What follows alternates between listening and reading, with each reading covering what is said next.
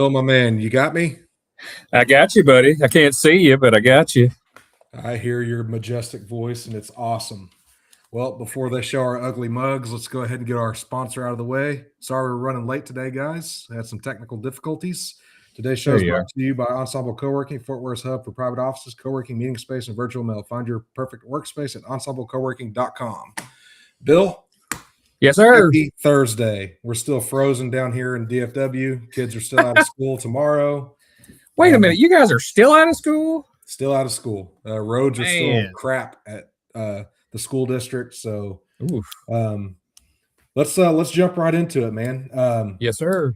So I just got word that Texas hired Georgia's Garrett Cox as senior defensive analyst.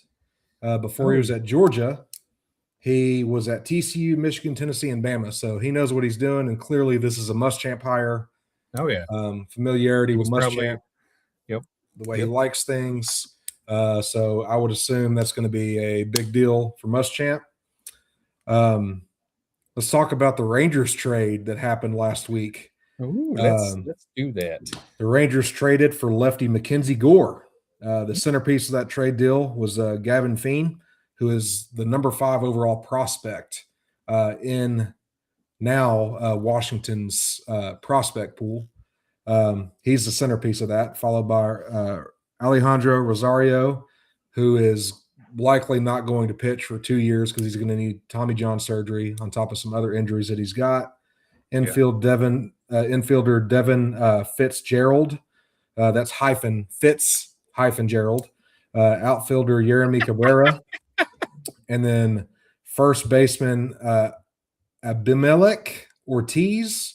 The impressive thing for that is none of those guys are a top 100 prospect. The one that kind of hurts the most is Gavin Feen because he was a top 12 pick last year.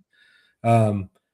He was a shortstop third baseman. I think they kind of slotted him to take over either at shortstop, third base, depending on what they, kind of do.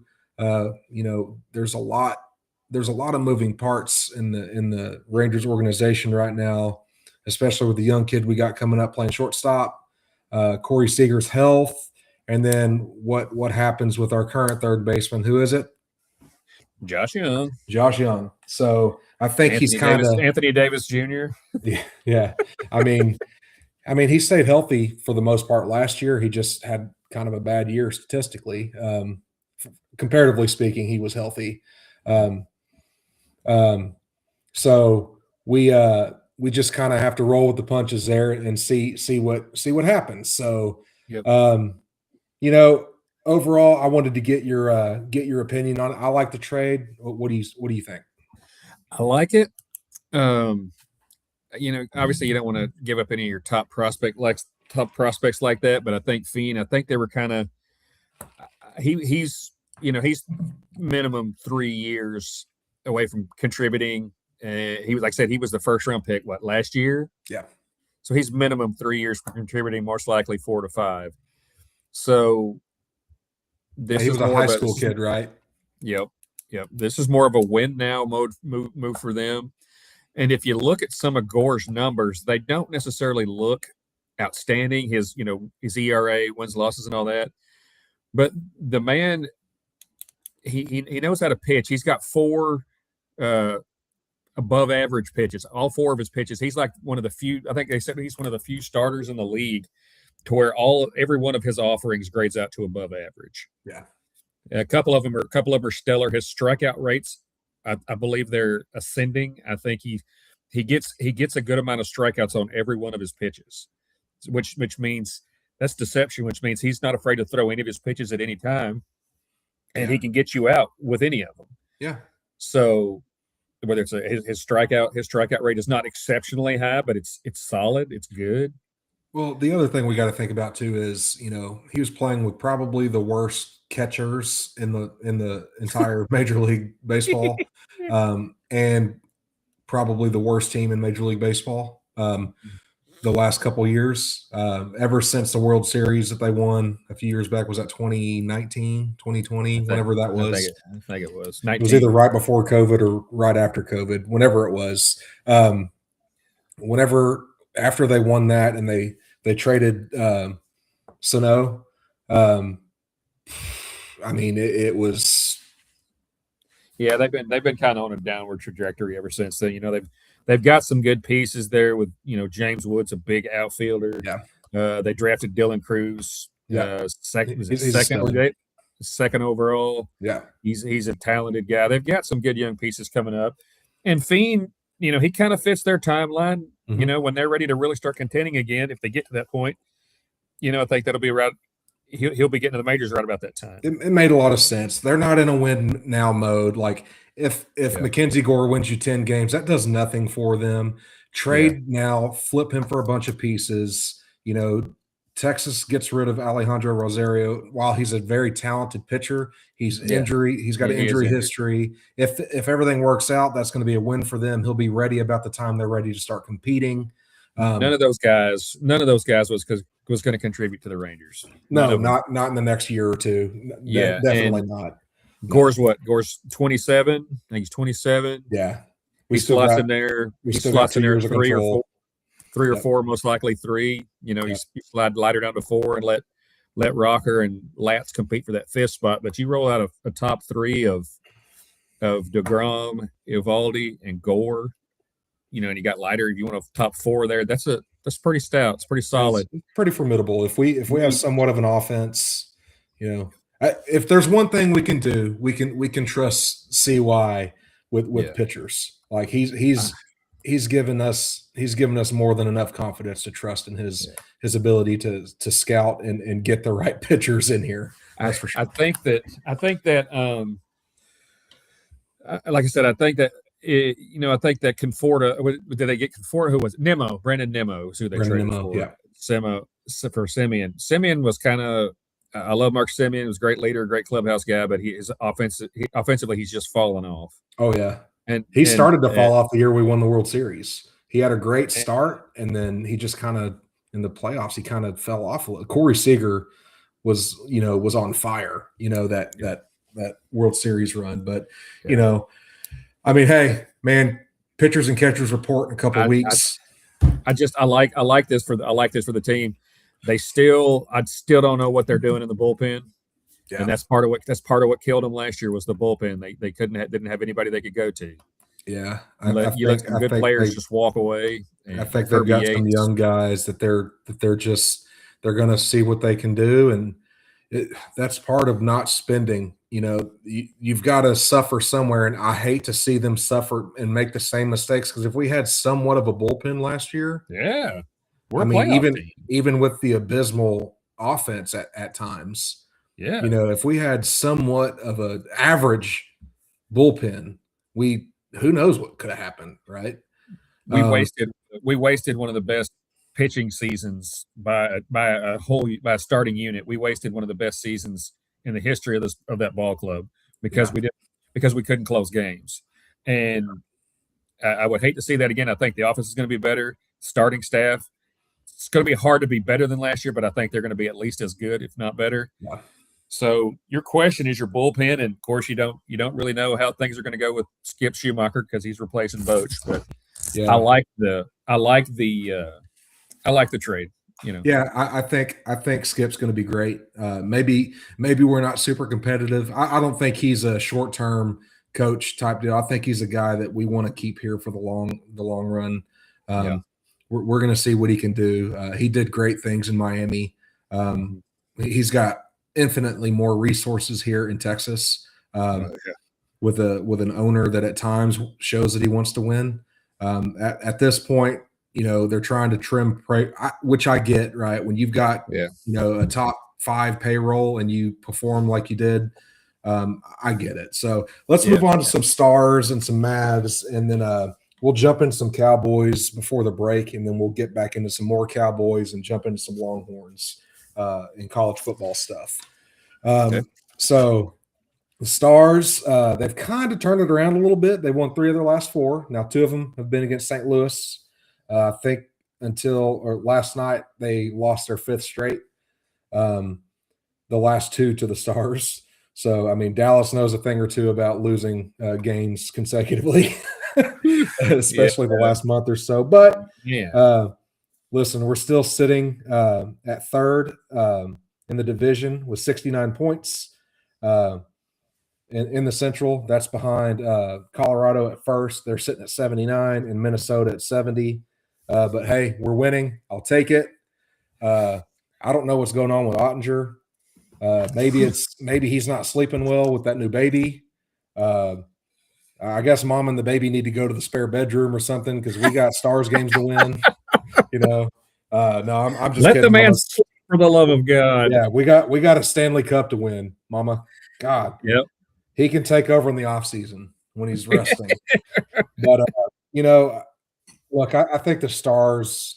I think they're a team that's built to win in the postseason. Yeah. You're going to have stretches like this. Hopefully, they just don't last, a month at a time. If they can play, 60% hockey the rest of the way, win 60% of their games the rest of the way, they're going to be fine. Mavs, they snapped a 4-game winning streak. They blew yet another lead, which is what they're infamous for. When Luka came back on Saturday, and every time I see Luka at home in a Lakers jersey, it's just criminal. In Dallas, I will never forget. He could find the cure for cancer, and I would not forgive Nico Harrison. He is that big. Like, he is literally the devil. I hate him. We won. We lost 116 to 110. The game at Milwaukee was postponed due to the weather because we were supposed to fly out. I think it was that Saturday and go to Milwaukee that Sunday. We couldn't get out. But they've got games. I believe it's tomorrow night and the following night. They're hosting Minnesota and Charlotte. Hopefully we start losing again because Daddy needs a lottery pick for the Mavs. So to me, this season is all about maybe somebody's dumb enough to give you something for Anthony Davis. Like I saw that idea, that trade thrown out there for Jimmy Butler, who just blew out his knee. Yeah, Jimmy Butler's off you get off his contract next year. If you could trade him for AD, who could possibly help Golden State this year, and you get off second round and pick. A first round pick, and you get off of his, I'll take that. Yeah, I'll take that. Man, but I saw that Giannis wants to be traded now. So yeah, who knows? I mean, yeah. I would take Giannis in Dallas. He was meant to be here anyways. If we'd have just listened to Donnie, I mean, but whatever. All right, so I got something interesting. Let's jump in some Dallas Cowboy coaching changes. All right. So Aaron Whitecotton, apparently he's gone. He's gotten his walking papers. Listen, the whole Marshawn Nealon thing. Hats off to Aaron Whitecotton. He kept those guys close and tight-knit. Kept them focused, Kept them focused. That was a big loss. He was a big personality in that room. He was a talented kid. Of course, he had his demons, obviously. He was very well liked in the organization. Everybody loved Marshawn Nealon. Absolutely. When his tragic passing happened, Aaron Whitecotton really responded, and the organization realized how important he was to the guys in that room. Yeah. And they really loved him, and they thought the world of Aaron Whitecotton. Now, that being said, personality-wise, set that aside, coaching, the defensive line did not develop how we would like to have seen it, right? Yeah. We went and traded for an all-pro guy. Right. Quinnen Williams, he was doing great things before he got here. He upped his game a little bit, but that's a change of scenery in a new place. That could kind of be expected, right? Donovan Ezraku didn't really do much. Clowney, Jadeveon he was Clowney, but how much did White? He was the only other guy that was really, that you could say was a standout. But how much did Whitecotton have to do with that? Right, because that's the guy that's off his couch guy. The only other guy that I could think of that maybe he gets a slight hat tip to is maybe Houston, right? James Houston. Yeah. I mean, because he kind of had flashes where he was like, "Damn, where'd that guy come from?" Right? Yeah. But hindsight being 2020, he did a job. He was okay. He was great during the tragedy. But I've heard that we brought in Denzel Martin, outside linebacker coach for Pittsburgh. Do it. So what that tells me, what does that tell you? Are we going to a 3-4, John? That tells me we're going to a 3-4 odd man front, which tells me that our new defensive coordinator has a philosophy that he wants to run, and that means we're going to have stand-up edge rushers, which tells me also that I think that's going to fit more into what Donovan Ezraku does, a stand-up edge. Stand-up edge. That's what he was. Basically, what he was at Boston College. He kind of moved around quite a bit at Boston College. I listened to thanks, Tiff. I listened to quite a bit about what he did in college. They moved him around quite a bit, and he was kind of like their Micah Parsons. I'm not saying he's Micah Parsons, everybody. That's not what I'm saying. They used him similar to Micah Parsons, but they moved him all over the place, right? He was that kind of athlete for them, right?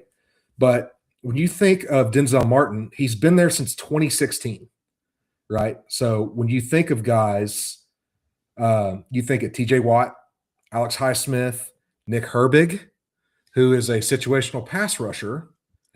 Yep. There have been rumors. I heard them talking about him today. Yeah. There have been rumors about him wanting more of a defined role, and he wants to be a full-time starter. He was a situational pass rusher in Pittsburgh. Oh, yeah. Man, if Denzel Martin comes here, he's going to want to bring guys that he knows and coaches here. And who's better than a guy that you've been coaching for the last 3 years since he left? I think it was Wisconsin where he played. Herbig's a quality player, dude. He's a quality player. He just didn't get the opportunity. I would not be upset if is he a free agent, or would we have to trade for him? It'd be a trade. I think the only one that's a free agent is maybe Alex Highsmith. Maybe he's a free agent. Well, but other guys that you could think about in the draft, which may change your draft philosophy here, Romello Height out of Texas Tech. I hate to say it, but this other guy is a perfect fit. Cassius Howell, he'd be a perfect fit as a stand-up defensive end. I think he's kind of small, but the guy that really intrigues me, Keldrick Falk. He's like 280, right? He'd be one of your ends. Yeah, he's huge. 3-4 he's huge. He can add to that frame. Yeah. Okay? You tell me this. Just who are you going to roll out the one technique, which is the nose tackle? Which, for people that don't know, that's the big fella in the middle of a 3-4 defense that each blocks basically. Who are you going to roll out there as a nose? Quinnen Williams. Are you sure? Mm-hmm. Won't that? Isn't that going to cut down on some of his pass rush stuff? I mean, I would think you could roll that guy kind of Cam Hayward kind of, Cam Hayward Pittsburgh. But so in that case, then what you might have to do is find you a big nose. You have to find you a big nose, which big noses are cheap. If free agent now, Kenny Clark. Kenny Clark, Osa. Not Kenny. I don't know. See, I'm thinking I want Kenny Clark or Osa as a 3-4 end, because they're both big and fairly. They're all three big. Those three guys are all big and fairly athletic. Of those three, Quinnen Williams is the only one to me that would hold up in the middle. Yeah, he could do either or. Like, he's more of a 3 technique, to be honest with you, more than a big him around. Big nose. But you move Quinnen around, play him at end some, play him at nose tackle some. Just he's more of a 3 technique / end, because he's so athletic. He does so many things right. Yeah. Because he obviously run support, he does great, but more so pass rush. He generates a pass rush from the interior, which is rare for guys that size and how big and physical they are. Yeah. But he's a guy that I could definitely see it. Now we'd have to look at free agent nose guards that are coming up, or possibly late in the draft who you could get. I know we're about to go to break here coming up. maybe that's something we can do at the next show. We can look at some younger guys or some free agents that could possibly fit. Now, this is just an interview for Denzel Martin. That doesn't mean he's getting hired, but you know, they're letting Christian Parker hire his guys. So I mean, I'm excited about this. Let's see what we got, man. Yeah. So I mean, we've got that guy. I mean, I don't know what they're going to do secondary wise. If they're going to bring in a new secondary coach, linebacker coach is probably if Denzel Martin takes the job. Them losing Tomlin probably has something to do with that. He's going to want to. He's going to want to, bring in his own guys. So I don't know who the new defensive line coach is going to be. We'll see. We'll see what they do. But I will tell you, it's pretty exciting to see Jerry Jones, basically say, "Hey, man, we're bringing you in. We're going to let you do this the way you want." It's like a breath of fresh air. I can't remember the last time I've seen them do this. So let the young defensive coordinator do things the way that he wants to do, get his guys in place, set him up for success and or failure. So we'll see what comes up. We'll see what comes. So are we we're gonna go to break here pretty quick. We're gonna go to break. Yeah. When we come back, we'll jump into some more Longhorn coaching changes, some Dallas Cowboy coaching changes, and then we'll talk some college football or way too early rankings, and we'll talk some Texas Longhorns. Sounds good to me, boss.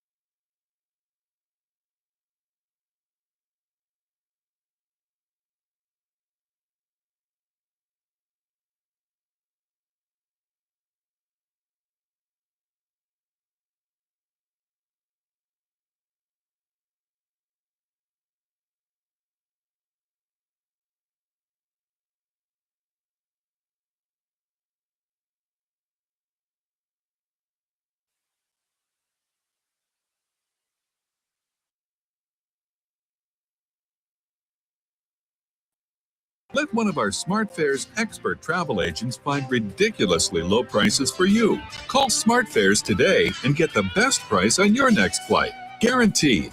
Also, save up to 50% off business and first class tickets. 855-325-1820. 855-325-1820. That's 855-325-1820.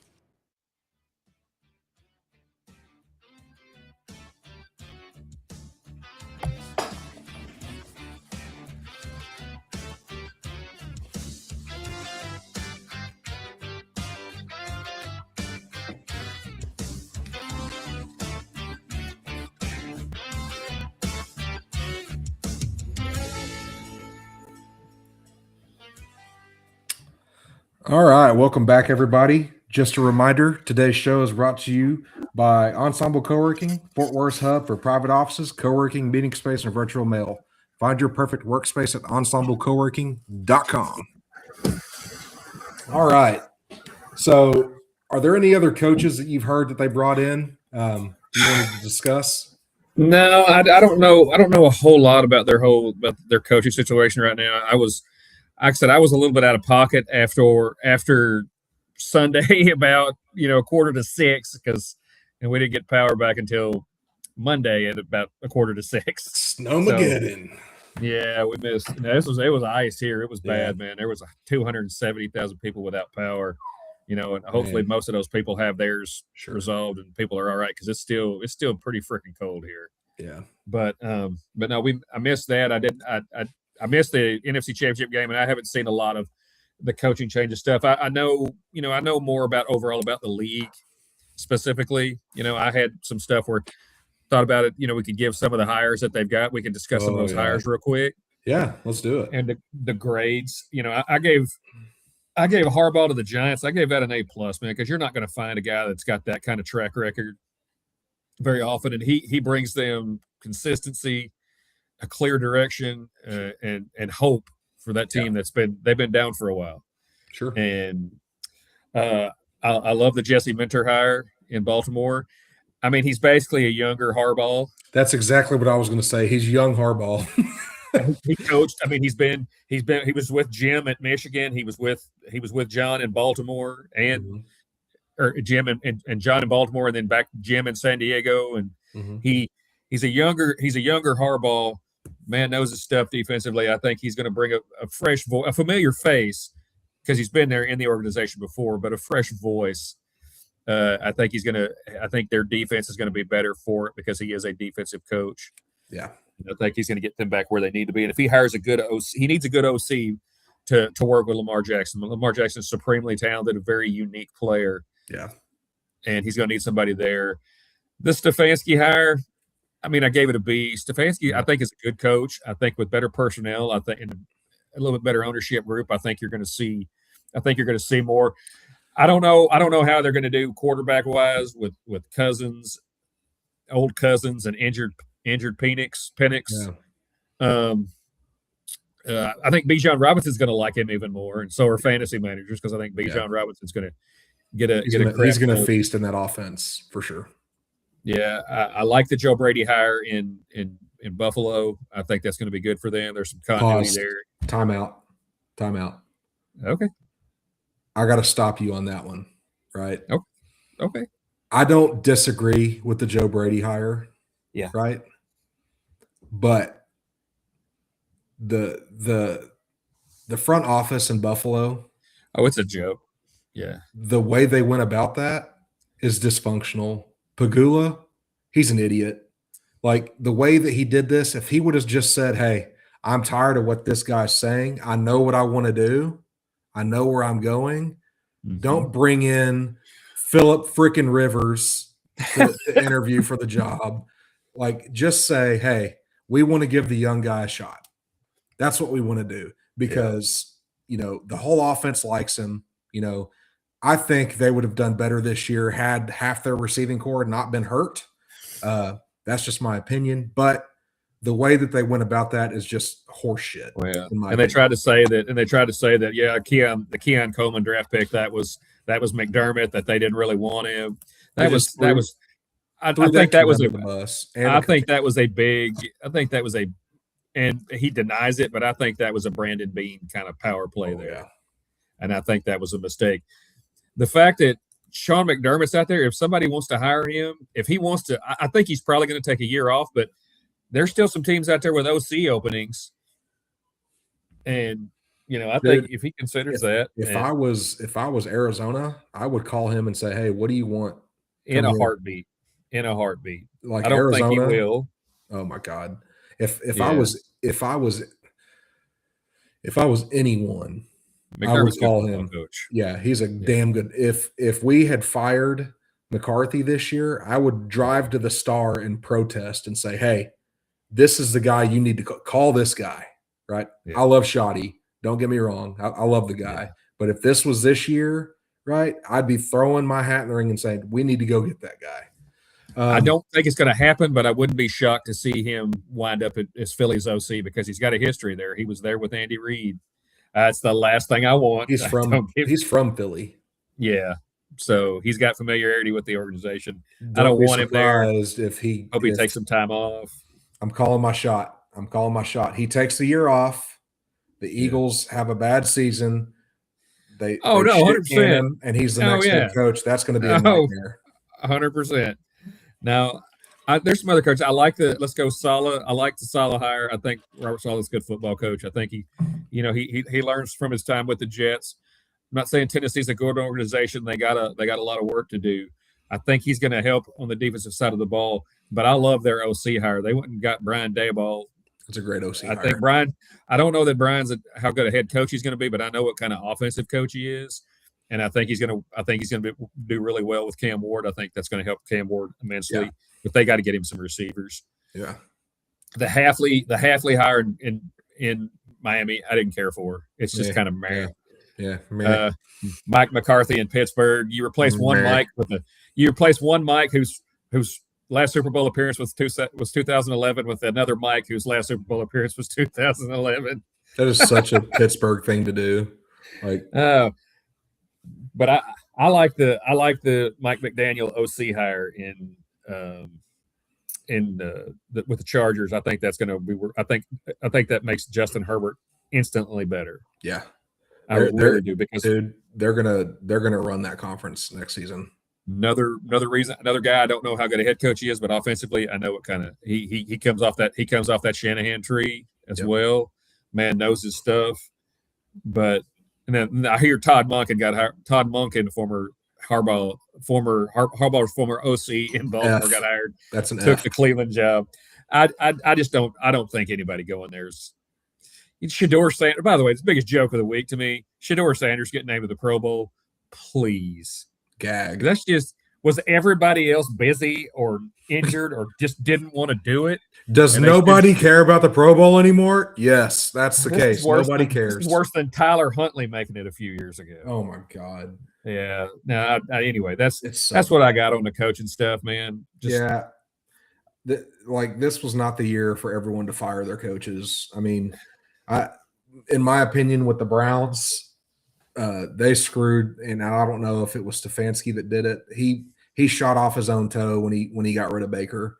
They're not doing anything. They did Stefanski a favor by firing him. Yeah, they did him a favor.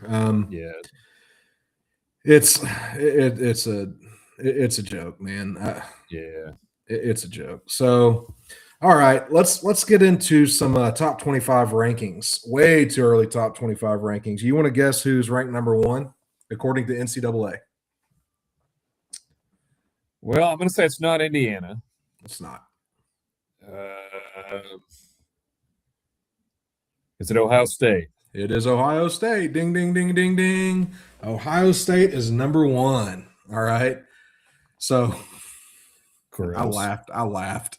The first three teams: Ohio State, Oregon, Notre Dame. Yeah, losing a Heisman Trophy finalist, and you somehow get better. Okay, I don't see it, but okay, yeah, like Notre Dame is ranked now. I think CJ Carr is a good quarterback, but no, he's solid. The whole I'm going to throw a fit, and I'm not going to play my bowl game because I didn't get in the playoffs. And then we create a scenario where no matter what, Notre Dame gets in the playoffs. That's horse shit, by the way. I didn't even write anything about that because it was so dumb that I forgot that it happened, that they created a scenario where no matter what, Notre Dame gets in the playoffs just because Notre Dame is Notre Dame. What a bunch of crybabies, dude. I will say this, and I was one of the people that I didn't think that Miami deserved to get in over some other schools.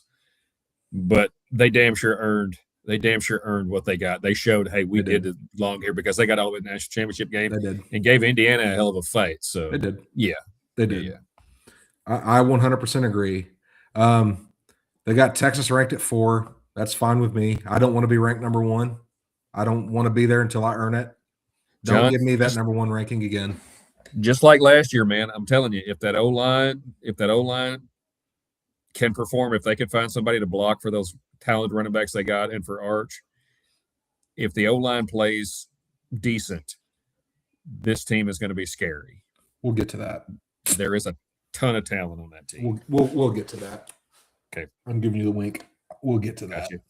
Gotcha. Number 5, Georgia, which, I'd never disagree with Georgia being in the top 10, even in the top 5 generally. Kirby's that good of a coach. Indiana at number 6. Now, I don't remember the last time I've seen a national champion being ranked outside of the top 5. Yeah. But Indiana's kind of an outlier because they're built on, seniority, basically. They're all, 22, 23-year-olds. They're losing a lot. They're losing a Heisman winner. They're losing the captain of their offensive line. They're going to be replacing quite a bit. Now, I think Indiana's still going to be good next year. I don't think they're going to be as good as they were this year. They might be similar to what they were the year before. But, we'll see. They are recruiting high school at a higher level now because of the notoriety. But their transfer portal thing is still there. They've got some, Mark Cuban and a few other their boosters have stepped up and they're doing really good. And I got to say this just for me. Mm-hmm. Fernando Mendoza, he's a goofy kid. He's a goofball. But he earned my respect watching him play the national championship game. I was impressed. The kid's tough. He's smart. He's going to be. He earned it. Yeah, he earned it. I feel bad that he's going to Oakland. Vegas. I feel bad he's going to the Raiders because they're almost as incompetent as the Browns. But so then we got LSU at 7, which is a totally rebuilt team via the portal. That scares me. The team scares me. That is a lot of divas and egos in one room. Let's see if Lane can do it in one season. He's got to prove it. I don't see it. Like, there is way too much. It's got to happen in 8 months. Get all those guys on the same page, on the same like, it'd be different if he had Trinidad Chambliss there, right? Mm-hmm. I'd say okay, maybe, but he's bringing a quarterback from a different system in, an entirely brand new offensive line that has not gelled, right? So we'll see. You got A&M at 8, entirely new offensive line. They're losing the captain of their defense. Yep. I'm not saying A&M. They're ranked. They should be ranked, right? Yeah. They should not be ranked this high. I do not see A&M finishing in the top 15 this season. That schedule is going to get a little tougher this year. They played a ton of bottom feeders in the SEC. Yeah. The only 2 schools they played that were in the top half of the SEC, that finished in the top half of the rankings in the SEC, beat them with an experienced offensive line. Yeah, and now they had a good offensive line. Yeah. They had their window right there, and they didn't capitalize because they weren't that good. They didn't play a tough schedule, and I think it's going to be if I haven't looked at their schedule, but if they play better teams this year, they're going to have a worse season. They do. I mean, Texas has a tough schedule too. Oh yeah, A&M schedule is definitely going to be tougher than it was last year. Yeah. So right behind the Goobs at 8, we have the other dorks north of the Red River. We have Oklahoma. And then, their defense is going to be good. I still don't know what Mateer is. I called it. He was a Washington State quarterback. He looked like a Washington State quarterback. Called it. Yeah. I called it. BYU is right behind them. Okay, fine. Texas Tech is right behind BYU. Okay. USC. I think USC is going to surprise some people this year, but they've got a tough schedule. I thought I saw that they play USC plays Ohio State coming off a bye, and then they play like Oregon, and Oregon's coming off a bye. Yes. So that's going to be tough. Then you got Michigan. I'm interested to see what Michigan looks like under the tutelage of the new ball coach. They definitely improved coaching well. They're definitely going to be a better coach team. No offense to Sharon Moore, Mr. I can't keep it in my pants. No offense to him, but I just think Kyle Whittingham is on a different level. He's a hell of a football coach. He did so much with so little at Utah. I'm excited to see I think he's the type of coach that's gonna rough up Ohio State. He's a lot more like Harbaugh than people like to admit. Not the cheating, right? But I thought they fumbled. Honestly, and most people thought that Michigan was fumbling the hire there, and they ended up with somebody that's a hell of a lot like Harbaugh, very, very buttoned up, very hard nosed. And I'm not saying Utah was a bad school. He always had them competitive, but they were a tough, physical, hit you in the mouth team. Yep. Like the Harbaugh style is. Yep. And I think Kyle Whittingham's going to. I hate to say it because I don't care for Michigan either. I like them a little bit more than Ohio State, which is not at all. But I think that he's going to be they're a not, good they're hire not for going to that be a program. team that you can just go in there and roll over. Like No. they're not like Ohio State's not going to be able to go in there and just roll over them. You know, You may beat them, but you're gonna feel it. You're going to earn it. You're going to earn every second of that. Oh, All right. So real quick, let's round out the last 14 through 25. All right.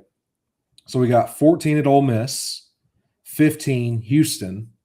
Right. You know, one school. Oh. Yeah. One school we haven't brought up yet, and you may not have noticed it yet, but they're coming up. 16 Louisville, 17 Alabama. Alabama at 17. Yeah, right? It's crazy. People, Alabama fans are losing their freaking mind right now. I guarantee. I haven't seen it, but I can guarantee you, Phyllis from Mulga is calling. She's calling Paul Feinbaum and losing her freaking mind. Paul Feinbaum, his big-eared, goofy butt. SMU at 18, Washington at 19, Penn State at 20, Miami at 21. Which Penn State, that was a good hire for them. Coaching. Oh yeah, yeah. I think it's going to take them some time to build up. I do, but I like Matt Campbell. Great hire. I like Matt Campbell. He's going to have more resources there, similar to Michigan, right? Yep. 21's Miami, 22's Virginia, 23 Boise State, 24 Utah, 25 Arizona. So there's some teams that are notably missing out of the top 25, right? And the most notable one that I thought of, Clemson, is out of the top 25, which, I mean, they look like ass this year. So, but it's just weird not seeing Clemson the last decade. And I get it. Tennessee, Missouri, Vanderbilt, and Iowa, all not in the top 25. I just think that the NIL thing with that changed the landscape of things a lot. And Dabo does not he doesn't want to recruit the portal. Adjust or die, Dabo. This day and age is going to kill you.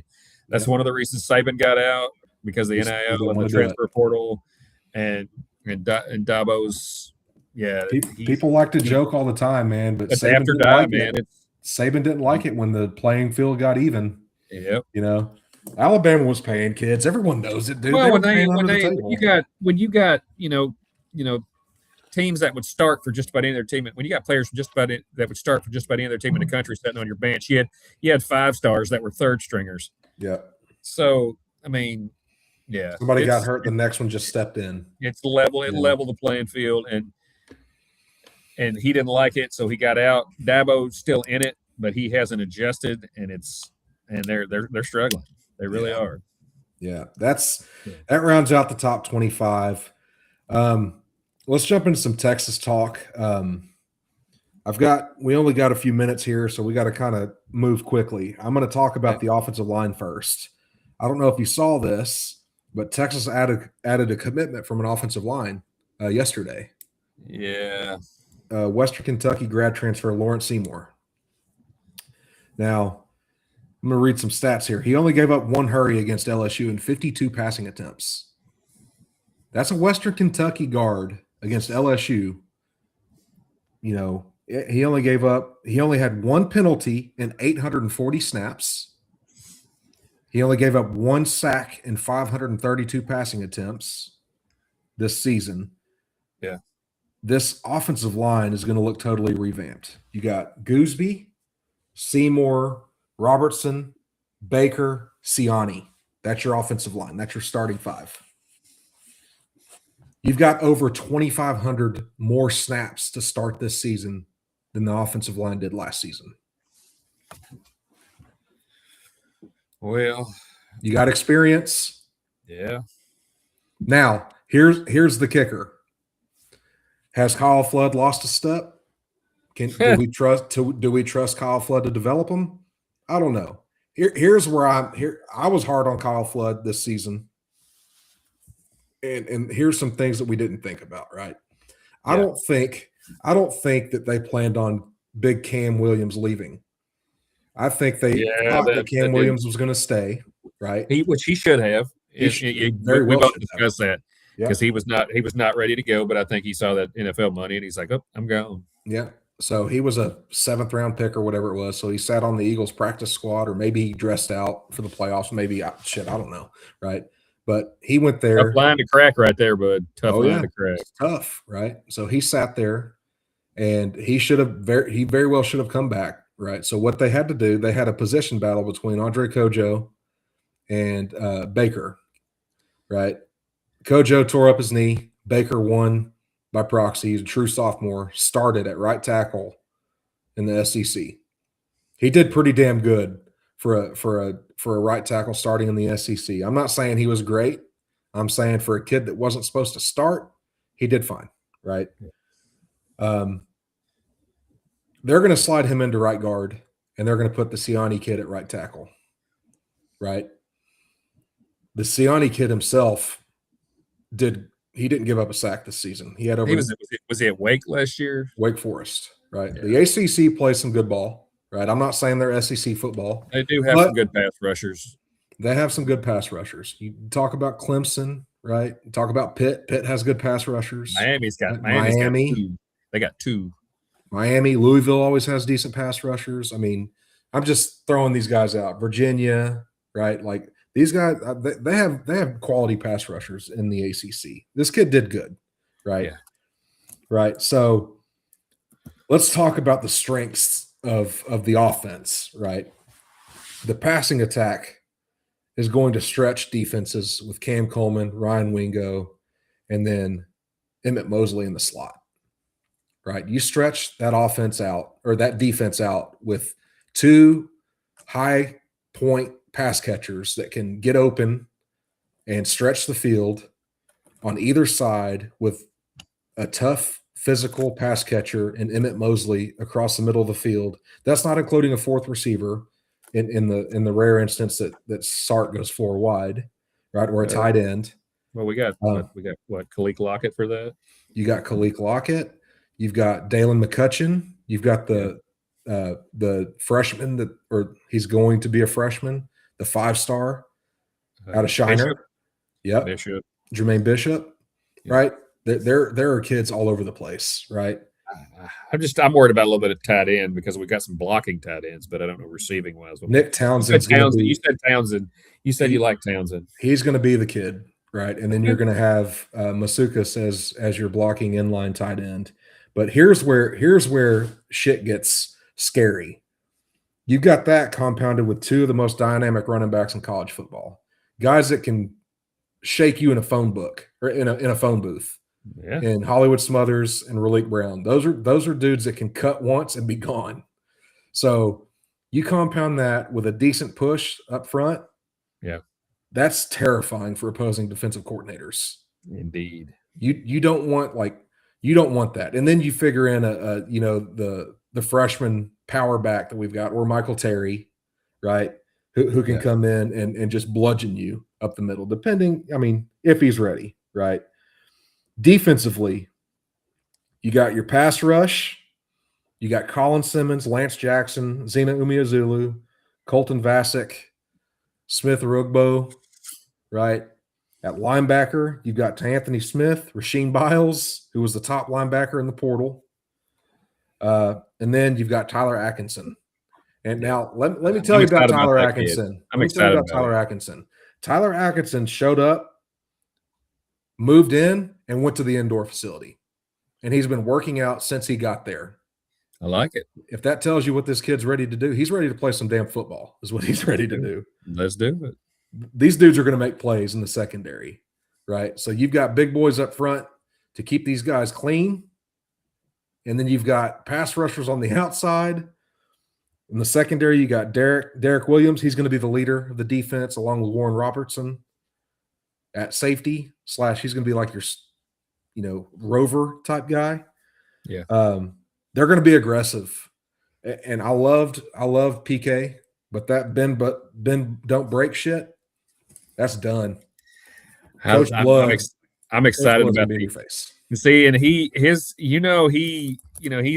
nose tackles. He likes the big guy in the middle, and they got Gaffard from Arkansas, 390 pounds, and they signed one of the, I don't forget the other big D tackle's name. But they signed some guys, big boys in the middle. Yeah, you got pass rushers. You got Hero Canoe coming back. You got Alex January. You got guys in the middle, big guys in the middle, and you got a damn lot of pass rushers. I do think you're going to miss Anthony Hill a little bit, but I think we're going to be all right. Well, we'll see you guys next week. We'll be prompt next week. Love you guys. Little Super Bowl work.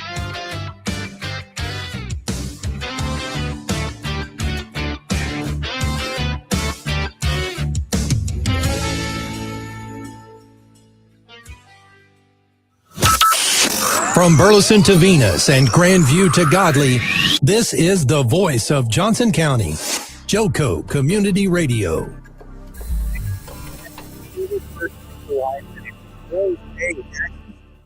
No one does. If you can't sleep at night because you have a huge problem with the IRS, I've got some free advice for you. This service is strictly limited to individuals that owe the IRS $10,000 or more in back taxes. And if you qualify, we can guarantee that you won't be writing a big fat check to the IRS, or our services cost you nothing. The first 100 people that call today will get a free tax consultation worth $500. Stop worrying about your IRS problem. We can help you, we promise. Call the tax doctor right now. I mean right now to learn more. 800-240-4587. 800-240-4587. 800-240-4587. That's 800-240-4587. Why have thousands of aspiring authors teamed up with Christian Faith Publishing to publish their book? Because Christian Faith Publishing is an author-friendly publisher who understands that your labor is more than just a book. We provide authors freedom and flexibility throughout the publishing process, professional book editing, award-winning design, and some of the highest royalty structures in the publishing industry. And as always,